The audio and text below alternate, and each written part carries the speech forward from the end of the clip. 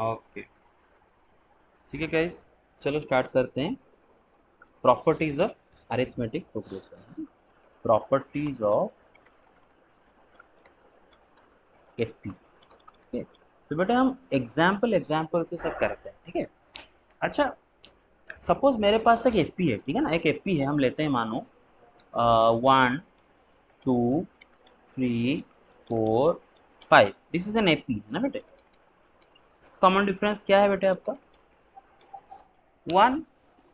अच्छा, इस एपी का ईच एंड एवरी टर्म में अगर हम एक कांस्टेंट ऐड कर ले, है ना, इस एपी का ईच एंड एवरी टर्म में अगर हम एक कोई भी एक कांस्टेंट ऐड कर ले, मानो आप 2 ऐड कर लो, है ना, 2 ऐड कर लो, ईच एंड एवरी टर्म में 2 ऐड कर लो। ठीक है, बेटा ये टर्म क्या हो जाएगा? 3, ये टर्म क्या हो जाएगा? 4, ये टर्म क्या हो जाएगा? 5, ये टर्म क्या हो जाएगा? 6। अच्छा, तो ये मेरा जो ओरिजिनल एपी था उसका ईच एंड एवरी टर्म में जब मैंने कांस्टेंट ऐड कर दिया, रिजल्टेंट सीक्वेंस वो भी एपी ले रहा है कि नहीं ले रहा है? जरा चेक करो, वो भी एपी है। Yes yes sir, sir. हो रहा है। एंड इसका भी कॉमन डिफरेंस वही रहेगा, जो पहले जो कॉमन डिफरेंस था यस उसका सर, भी सेम। कॉमन डिफरेंस वही रहेगा। ठीक है ना? अच्छा, तो बेटे, यस सर। यहाँ पर एक प्रॉपर्टी क्रिएट हुआ, तो प्रॉपर्टी लिख लेता हूँ। प्रॉपर्टी 1 कि by adding a constant to each term of an AP, the new sequence is also an AP, है ना, with same common difference, with same common difference. जो पहले कॉमन डिफरेंस था अभी भी वही कॉमन डिफरेंस रहेगा। अच्छा, और एक एग्जांपल लेते हैं। सपोज मैं एक एपी लिखता हूँ 3 5 7 9, ये एक एपी है ना, और इसमें कॉमन डिफरेंस बेटे क्या है आप चेक कर लो, 2।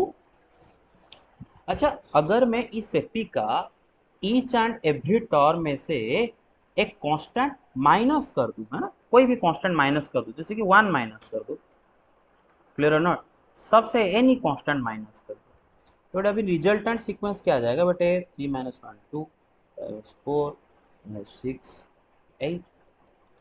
बेटा देखो, रिजल्टेंट सीक्वेंस भी एक एपी बन रहा है कि नहीं बन रहा है, देखो जरा। Yes sir. और यस सर। उसका भी कॉमन डिफरेंस वही 2 ही रह रहा है ना। तो हम अगर एपी का ईच एंड एवरी टर्म में से कोई एक कांस्टेंट माइनस कर दे, तो रिजल्टेंट सीक्वेंस भी एपी रहता है, एंड कॉमन डिफरेंस वही का वही मेंटेन रहता है ना। तो वही चीज़ को हम लिख लेंगे अभी इधर कि बाय सब्ट्रैक्टिंग, है ना, by subtracting a constant from each term of an AP, the new AP, the new sequence is also an AP with a same common difference। समझ में आ रहा है मेरा बात? अच्छा, यस सर। दूसरा। अच्छा बेटे, सपोज एक एपी में लिख रहा हूँ, मानो 1 2 3 4 5, it is an AP, and इसका कॉमन डिफरेंस कितना है बेटे? 1, है ना। अच्छा, मैं इस एपी का ईच एंड एवरी टर्म में एक नॉन जीरो कांस्टेंट मल्टीप्लाई करता हूँ, नॉन जीरो कांस्टेंट, जैसे कि मानो मैं 3 मल्टीप्लाई किया ना, सब में 3 मल्टीप्लाई कर, तो ये वाला टर्म क्या आ जाता है? 3। ये वाला टर्म क्या हो जाएगा? 6 9 12 15। अरे देख रहे हो ना? हाँ, देखो, तो मेरा जो ओरिजिनल अरिथमेटिक प्रोग्रेशन है उसका ईच एंड एवरी टर्म में मैं जब एक नॉन जीरो नंबर मल्टीप्लाई कर दिया, जो रिजल्टेंट सीक्वेंस क्रिएट हुआ वो भी एक एपी ही आ रहा है। अब चेक कर लो, चेक कर लो, this is also an AP. Yes sir. And इसका यस कॉमन सर। एंड इसका कॉमन डिफरेंस क्या आ रहा है, जरा चेक करो। तो 3। देखो बेटे, ओरिजिनली जो भी कॉमन डिफरेंस था, आपने जो नंबर सब में मल्टीप्लाई किया ना, वही नंबर जाके कॉमन डिफरेंस में भी मल्टीप्लाई हो गया। मतलब न्यू कॉमन डिफरेंस, पहला जो कॉमन डिफरेंस था अभी उसका 3 गुना हो गया। देख रहे हो ना? क्लियर है ना? क्लियर? Yes sir. ओके। तो आप अगर मजा लेना चाहते तो और एक एग्जांपल ले सकते हो। तो इन सब में 2 मल्टीप्लाई करते हैं ना, इन सब में 2 मल्टीप्लाई करते हैं,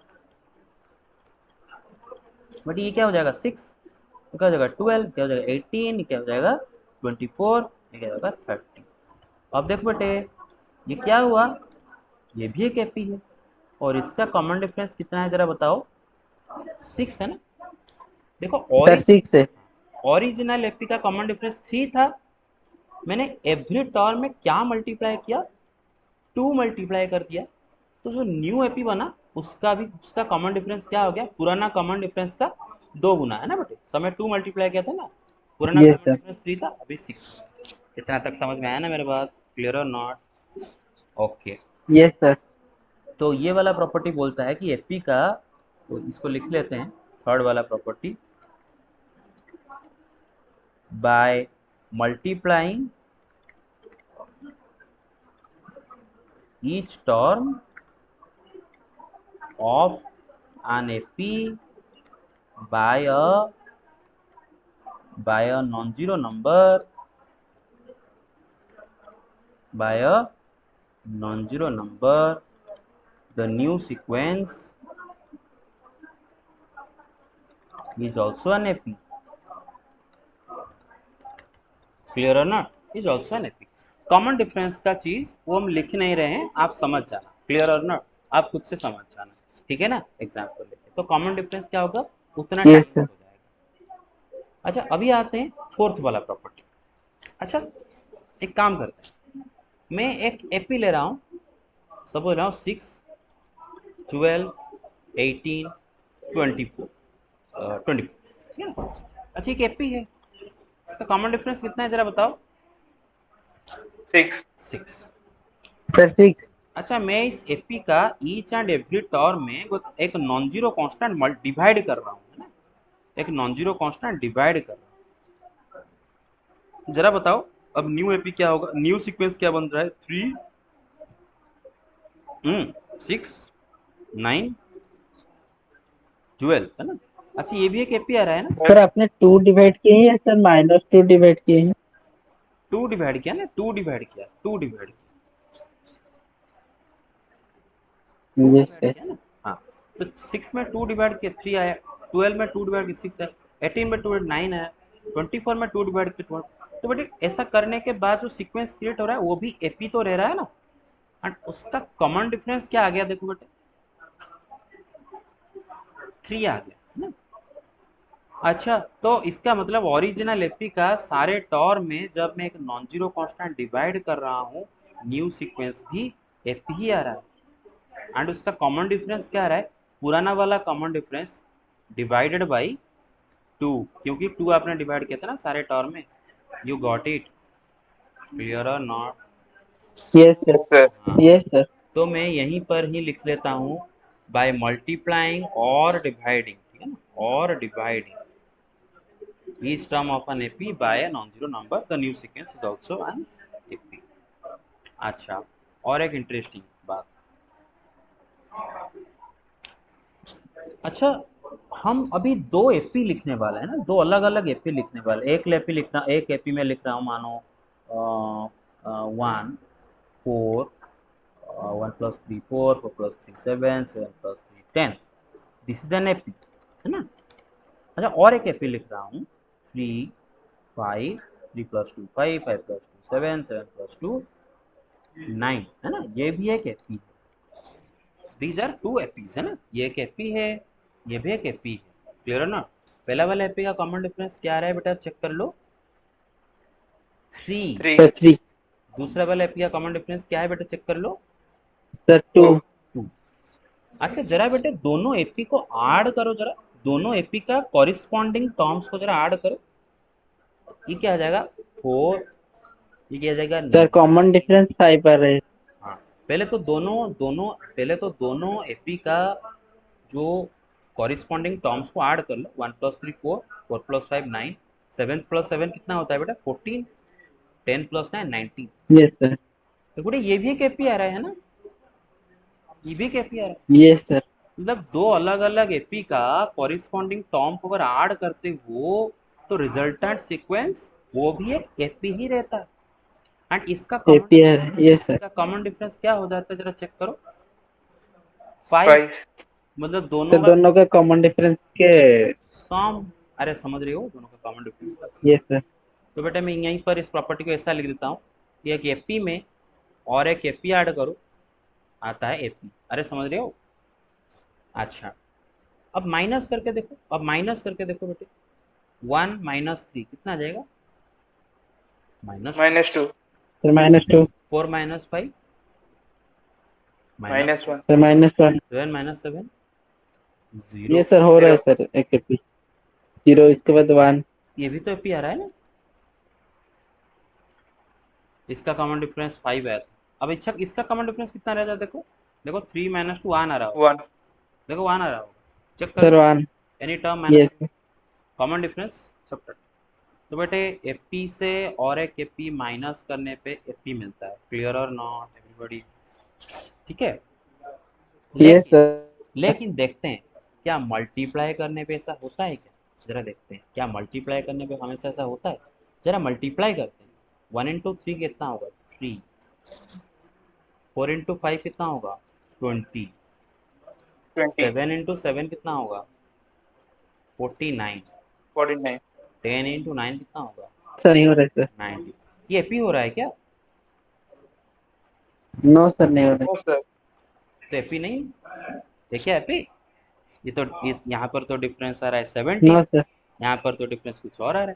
तो बेटे ये एपी नहीं, तो मतलब दो एपी को मल्टीप्लाई करने, दो एपी का कॉरिस्पॉन्डिंग टर्म को मल्टीप्लाई करने से इट इज एक एपी नहीं आता, क्लियर और नॉट।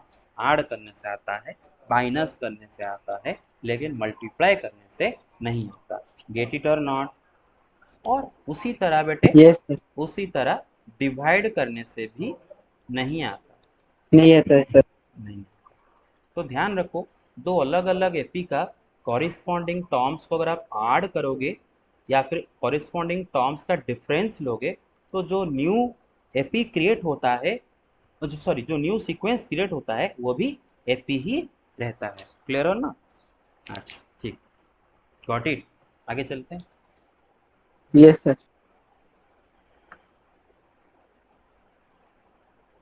अच्छा नेक्स्ट वाला देखो, ये कौन सा वाला हो गया ये, हाँ ये 4 प्रॉपर्टी, ये हो गया प्रॉपर्टी 4, ये हो गया प्रॉपर्टी 5 है ना, AP plus AP AP minus AP, और ये हो गया प्रॉपर्टी 6, ठीक है ना, AP into AP not equal to AP, AP divide by not equal to AP. अरे प्रॉपर्टी याद रखोगे है ना, क्लियर है ना। अच्छा यस सर। अच्छा नेक्स्ट 7 बेटे, three terms A B C are in AP when, बेटा अगर तीन टर्म ए बी सी अगर एपी में होते हैं ना, अगर ये तीनों एपी में हो जाते हैं, उनका कॉमन डिफरेंस कांस्टेंट होगा तो क्वेश्चन होगा, मतलब बेटे second term minus first term must be equal to third term minus second term, है ना। मतलब B second term minus A should be equal to C minus B. Minus B को इस साइड में लाओगे तो प्लस बी हो क्या आएगा, बी के साइड होगा 2b माइनस इस साइड में आ गया तो 2b is equal to C plus A. But तीन number A B C arithmetic progression में कब होते हैं ना, जब मिडिल वाला टर्म का ट्वाइस दोनों एक्सट्रीम टर्म्स का सॉम के साथ बराबर होता है ना। यहाँ पर मिडिल वाला टर्म का twice is equal to sum of the two extreme terms, you get it, B का twice is equal to yes A sir. Plus, ठीक है ना। अच्छा तो बेटे इसको लेके हम एक क्वेश्चन में भी करते हैं ना, हम एक क्वेश्चन करते हैं, एक सेकेंड रुको।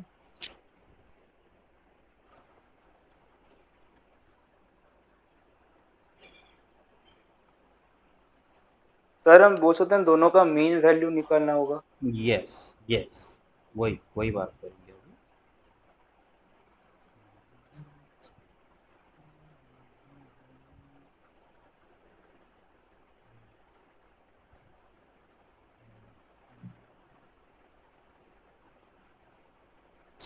ओके ना, ये आप समझ नहीं पाओगे क्योंकि एक्सपोनेंशियल नहीं पढ़ाया गया है। चलो कोई नहीं, ये वाला सवाल मैं रात को करवाऊंगा ना, आज रात को ये वाला सवाल करेंगे क्योंकि रात को मैं आज एक्सपोनेंशियल का कॉन्सेप्ट सिखा के इसको करवाऊंगा, है ना। अभी नहीं करेंगे इसको, अब नहीं समझ पाओगे इसको। ठीक है, चलो नेक्स्ट वाले आ जाते हैं। ठीक है, आपका ये सारे प्रॉपर्टी देखो ओवर हो गया। ये प्रॉपर्टीज ऑफ अरिथमेटिक प्रोग्रेशन आपका पूरा कंप्लीट हुआ। ठीक है, उसके बाद यस, नेक्स्ट वाला प्रॉपर्टी डिस्कस करेंगे। ठीक है, ये हो गया, आगे चलते हैं। अच्छा, नेक्स्ट वाला जो प्रॉपर्टी है वो न्यू नहीं है, वो ऑलरेडी हम डिस्कशन कर चुके हैं। ओके, नेक्स्ट वाला जो प्रॉपर्टी है वो ऑलरेडी हम डिस्कशन कर चुके हैं, न्यू नहीं है। तो ये प्रॉपर्टी नंबर 8 होगा, 8 होगा तो वरना सेम ये सही। हाँ, तो यहाँ पर कंडीशन लिख लेते हैं पहले कि the terms A B C are in AP when, हाँ, two B is equal to C plus A. ठीक है, ओके। 8 वाला प्रॉपर्टी कि a sequence is an AP if and only if its nth term is a linear polynomial in n। कि अगर किसी भी sequence का nth टर्म, अगर nth टर्म एक लिनियर पॉलिनोमियल इन n दिया था ना, लिनियर समझते हो ना, डिग्री 1 है ना, डिग्री 1 वाला पॉलिनोमियल अगर n का दिया है nth टर्म, तो बेटा हम डायरेक्टली बोल सकते हैं that is an AP. Example, suppose दिया है कि nth term is equal to 3n, या फिर दिया है nth term is equal to -5 plus 4n। अरे समझ रहे हो, nth term is equal to 7n minus 2। so these are what, these are linear polynomials। तो ये भी एक एपी है, ये भी एक एपी है, ये भी एक एपी है। एंड एपी में कॉमन डिफरेंस क्या हो जाता है, जो एन का कोफिशिएंट है ना, यहाँ पर कॉमन डिफरेंस 3 होगा, यहाँ पर कॉमन डिफरेंस 4 होगा, यहाँ पर कॉमन डिफरेंस 7 होगा। यू गॉट इट और नॉट? ठीक है, hello, get yes it? Sir. Okay, ठीक है। यस अच्छा, सर। ओके, दूसरा बात है 9। बेटे, एक एपी का फर्स्ट एन टर्म्स का सॉम है ना, आपको मालूम है एक एपी का फर्स्ट एन टर्म्स का सॉम का फॉर्मूला क्या होता है, n/2 into 2a plus n-1 into n-1 into d। 1 to.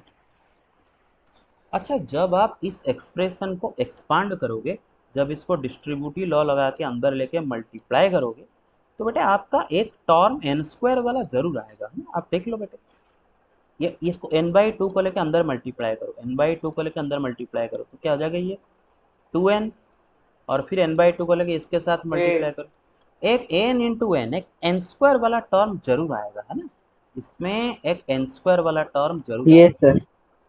तो इसका मतलब sum of the first n terms of an AP एक क्वाड्रेटिक एक्सप्रेशन इन एन रहता है ना बेटे, ये जे सर प्रॉपर्टी 8 और एक बार दिखा सकते हैं sir? sequence is an AP if its nth term is a linear polynomial in n। ठीक है, एंड सीक्वेंस का जो sum of first n terms होता है ना, that is a quadratic expression in n. You get it और not? Is a quadratic expression yes sir. In n. ठीक है, समझ में आया सबको? Okay, yes sir. ठीक है। अच्छा, एक क्वेश्चन करेंगे सम ऑफ एन टर्म्स को लेके,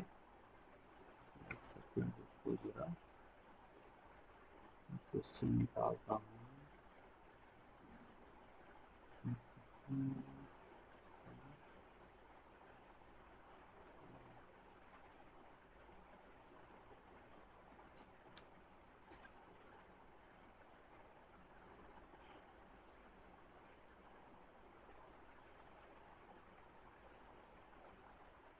हम्म, अच्छा, तो कुछ sum of n terms।